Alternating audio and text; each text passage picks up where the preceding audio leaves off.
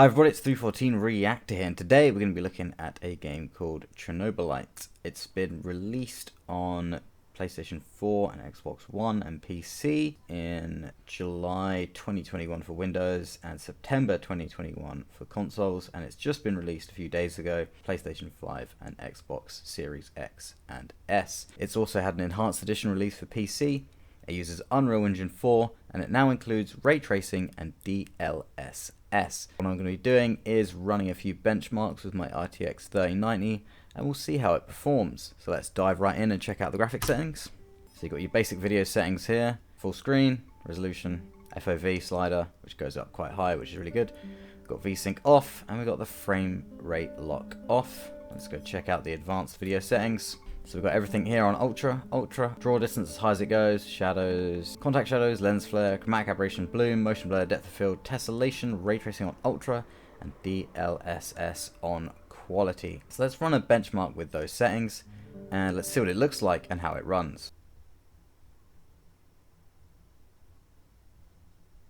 Okay, I don't think there's any sound on this benchmark, but this looks pretty damn good. It's definitely got that Unreal Engine 4 look to it. And it looks...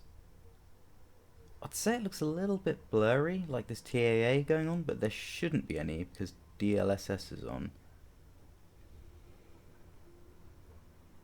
So what I might do...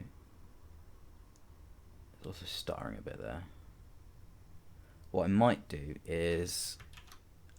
turn off there's the Duga 3 array, very nice. I might switch off DLSS, then switch off TAA, and then switch DLSS back on, because some games do allow you to use the old AA method on top of DLSS. I think there's a bug. I think Crysis Remastered did that before they patched it out. What we're seeing here is CPU utilization is about 45–50%. GPU utilization is about 92–100%. And we're running about 40 FPS, 45 FPS. I'm not sure what's causing that stuttering.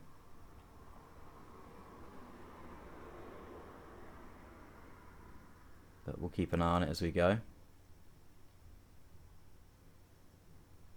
So it looks really nice. Really nice. Certainly has that, like I said, it has that UE4 look. But that's not necessarily a bad thing. And certainly when enhanced with ray tracing, it's looking really nice.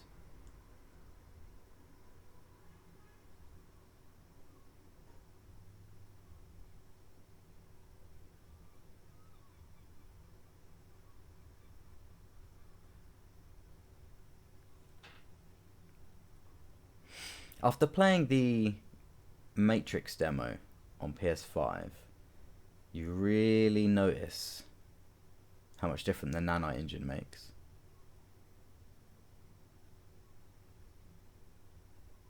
Just the amount of detail it adds to geometry when you're up close. And this will be ray tracing driven without lumen as well, so.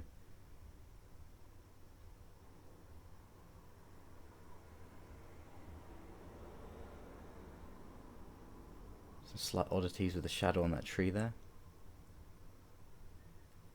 It looks like it cleaned up as we got closer to the tree's shadow. It could be that it's using some sort of rasterization fallback at a distance, and then when you get close it's then switching to ray tracing, which would make sense.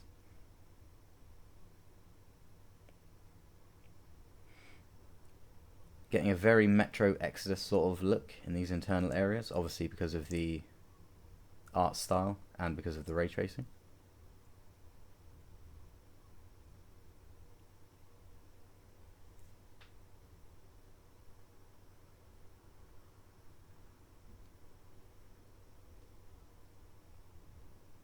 There's results from the first benchmark, so that's an average of let's say 45 FPS there.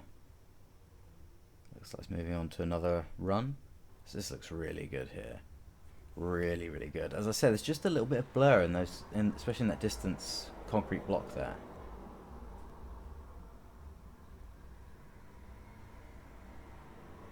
It doesn't look quite as sharp as DLSS usually does. So what I'm going to do is exit out and we're going to see what we can do. Because, yeah, it says TAA here, which leads me to believe that's why it's blurry. See if we can turn that off. So anti-aliasing none, and then we put DLSS on quality, Y, and then we run the benchmark again. Okay, no, it still has a little bit of blur to it. It could be one of the post-process things that got activated. But I wanted to have everything switched on so we could really get a proper view of the performance with literally everything switched on. Looks like tessellation was also added as well. So that means we are actually getting some extra geometric details as we get closer to things, such as trees and stuff. But still not as much as you'd get with nanite. Also looks like there's a lot less stuttering the second time around. So it could be that some assets were streamed to memory. I have got this installed on quite an old spinner hard drive, so it could just be that. And now the assets have loaded, now it's much smoother. So I'm probably going to edit to the end of this and just show the results from that now that we have a smooth run. And then we'll see what the next map looks like.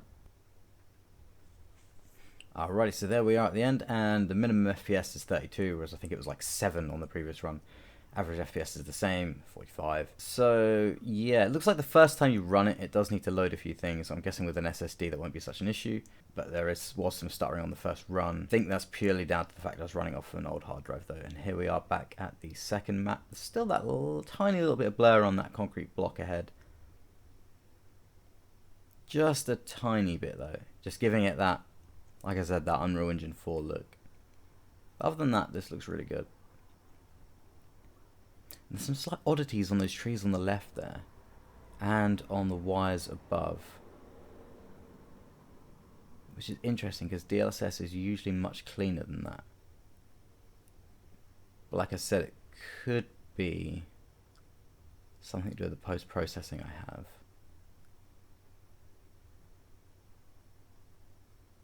Yeah, there's that stuttering again as it streams in assets and stuff from the hard drive. This game is also available in HDR as well, but I haven't got enabled for this video because my video editor does not like HDR at all.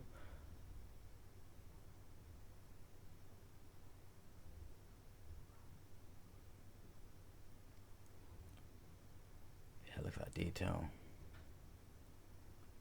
Looks like the reflections in the water there are a mix of SSR and ray traced. There's probably cube map fallbacks at a distance as well. Ooh, that grass is pretty nice.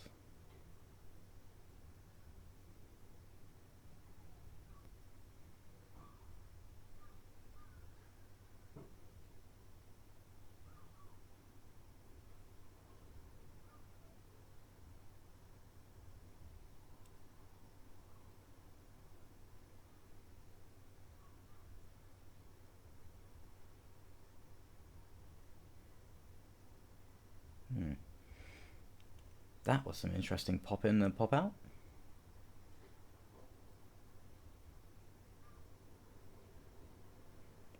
Yeah, there's some strange aliasing on those trees there.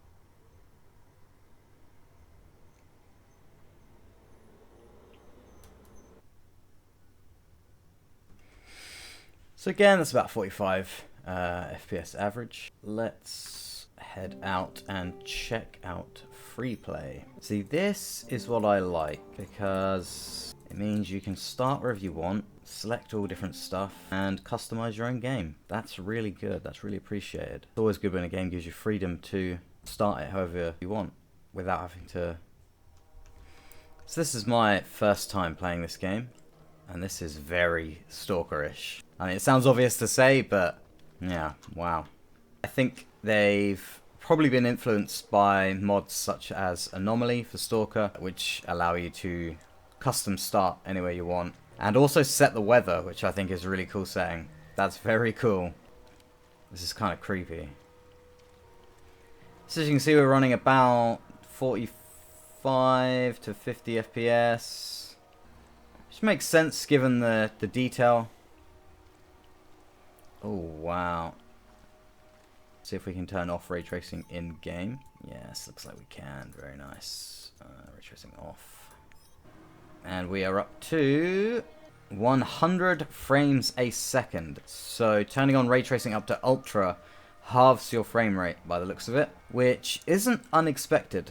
So this looks pretty good, even just rasterized, but let's turn on the ray tracing up to ultra again. Certainly adds a bit of depth to the shadowing there, and we're down at 42 frames. In this area here, let's flick ray tracing off. Yeah, much more plain looking, but you are getting 113 FPS there. Oh, it looks like there's some visual distortion.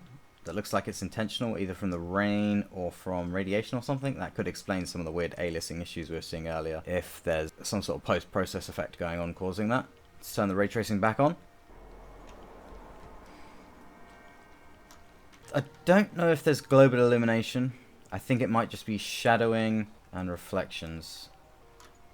But if we turn DLSS off... Whoa, okay, what on earth is going on there? We're down to 30 FPS, so that's down from 45 to 30 FPS. And something very weird has happened to the screen here. That's weird, I've never seen that before. That looks to me, if I was to make a educated guess, that looks to me like the ray tracing sampling rate is still at its quad HD level, because when you're running DLSS, it renders internally at a lower resolution and then uses ML to upscale that and fill in the details. That means the ray tracing is at a quad HD level. And so I think what's happened here is, now we've turned DLSS off, it's set the internal resolution to 4K, but it's left the ray tracing at the quad HD levels of sampling. That would make sense to me. We can find out by turning off ray tracing. Nope. That's very strange. Is the resolution wrong? No, it's at 4K, full screen. What it could be is just the fact that there's so much detail in all the trees and stuff that it's causing weird pixel issues at this resolution. But then even close up there's like weirdness here as well. Let's try and restart the game and see what it looks like. Alrighty, so here we are, we're back after a game reboot, and yeah, it still looks a little strange. So this is just with no DLSS, no anti-aliasing. It looks like shadowing just is very stippled, I think is the correct term. It almost looks too sharp, but it also looks like there's sampling data missing. Really interesting. Let's turn on TAA and see what happens. There you go, TAA clears that up. How strange is that? Don't know what's going on there. If anyone has any idea what's causing that, do let me know, because that is really interesting. That leads us to the next... Whoa. Okay, I thought there was a mutant or something running towards me, but it was just this bush. Let's switch from TAA over to DLSS and see what it looks like. This is with no ray tracing, and we are at 83 FPS. Let's turn on DLSS. Ooh, yeah. Ooh, that looks really nice. And we're up to 104 FPS there. Let's go over to balanced DLSS. Same story as what we usually see with DLSS. Balance looks pretty good, almost indistinguishable from quality. Let's go over to performance, and just a couple more FPS there actually, just to note. Let's see what performance gives us. So a slight noticeable downgrade in quality. We're up to 116 FPS, so a little bit of an FPS gain, not too much, but you do get a bit of a noticeable drop in image quality there, especially in some of the foliage in the distance. And finally, let's try ultra performance. So definitely a lot blurrier. FPS is still basically the same. I think we're probably hitting a CPU limit here then. Edge case, but if you're running 8K, it would probably help out a lot. At least rasterized anyway. Let's switch on ray tracing and see how ultra performance DLSS helps out with the frame rate there. That's giving us over 60 frames a second with ultra ray tracing. That's not bad. Let's see what performance gives us. So performance gives 56 frames a second there. And looks quite nice as well. So I think either balanced or performance, if you're running at 4K, is going to give you a good experience. If you need that extra frame rate, then ultra performance is really going to help you out. You probably can crank down ray tracing as well, but I'm just testing worst case scenario with ray tracing here. Let's try a little bit of AMD's FSR as well. Let's flick over to FSR ultra quality there. 45 frames a second. Similar story to DLSS. It looks like some of the trees don't look so hot there. The leaves don't look so good. They're kind of look a bit strange. The good thing about FSR, of course, is that it's not proprietary. You can run it on any graphics card. I think DirectX 11 and up. Now let's do a direct comparison between FSR ultra quality and quality DLSS. So as you can see, the detail in the trees there is the real kicker here. because the way FSR is reconstructing that image, it's making those trees look horrendous. It's making them look almost like 2D sprites or something like that. I think those leaves are actual geometry. It could be an issue with the distance maybe, but even that, the closer tree was looking a bit strange. DLSS remains unbeaten, although it's worth keeping in mind that it's not really apples to apples, because FSR and DLSS, while accomplishing essentially the same thing for the player of the game, they are two different technologies. In fact, what we can do is we can test this to see what it would be like at 8K. Turn off DLSS, put the resolution scale up to 200%, which should take us to an internal resolution of 8K. And we should get the raw performance of that. You can almost count the frames on one hand. 11 FPS. That's pretty heavy duty. Let's turn ray tracing off. So that's 28 frames per second rasterization, no ray tracing whatsoever, and no DLSS. That's still pretty heavy even without ray tracing.